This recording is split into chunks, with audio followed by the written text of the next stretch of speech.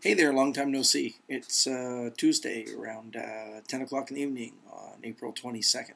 And the last time I talked to you was almost 2 weeks ago. Lots happened since then. We had a second week on the Norwegian Star. It was lots of fun. Great audiences, a huge house for the final sleight of hand show. Made a couple new friends and got to hang out with some old friends. I always talk about the things that I'm doing. I should tell you about some of the things other people in our lives are doing. Our friend Jackie got married. That was pretty cool. My friend Ian had his birthday, and I was there to drink and celebrate with him and go out for dinner. That was a blast. My friend Graham has lost an enormous amount of weight and is biking 3 or 4 times a week, which is awesome. And Hannah lost another tooth. Those are all things happening around me. As for me, I'm packing to leave again. I've been home for about 60, well, maybe 72 hours, and in 11 hours, I'll be on my way back to the airport for a flight to Batavia, New York. Actually not to Batavia, to Buffalo, New York. Not like Manhattan or anything. This is upstate New York, the middle of nowhere. To Batavia. Well, Batavia's not the middle of nowhere. It's just very close to the middle of nowhere. I'm going to stay at the old Holiday Inn for Fechter's Finger Flicking Frolic, the 4F convention. This is always a blast. And it's the 39th annual. They'll be honoring my dear friend Henry Evans from Argentina, so that will be very exciting. And there'll be lots of magic and sharing and a little drinking and very little sleeping, which will be bad for me because, excuse me, I have the beginning of a cold.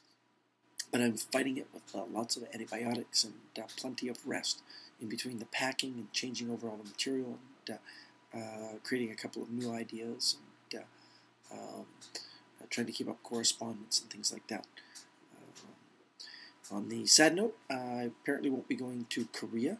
I had originally planned to perform at the World Championship in Beijing, and then head over to Busan, to the Busan International Magic Festival, and then from there to UGM in Nagoya, Japan for a Magic Conference. Unfortunately, some conflict was formed in some way, and not everybody was happy over on Asia, and so I'm going to be missing out on the Korean festival, which is really a shame because he seems like such a nice guy, and I really look forward to doing it. But maybe that'll be next year. You can't do everything all at once, right?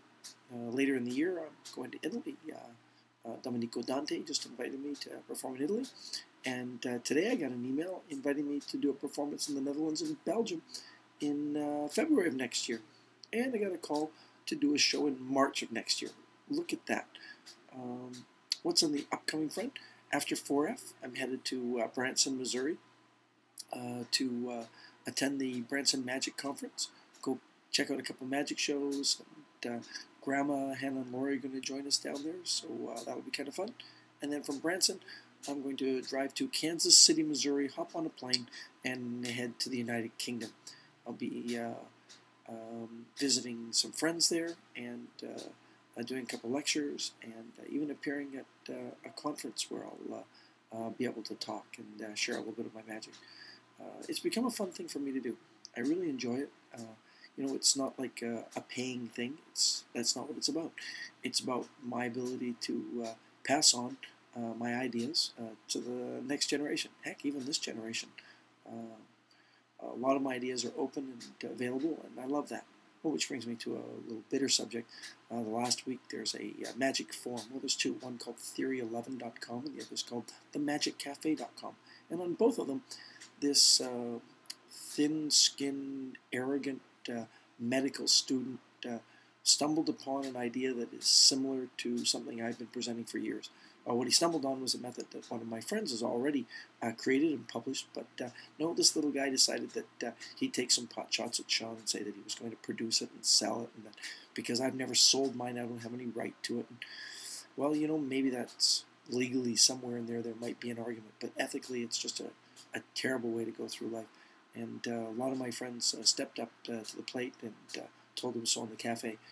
But the fact of the matter is the guy uses an alias on the internet, and he'll do whatever he wants to in the end.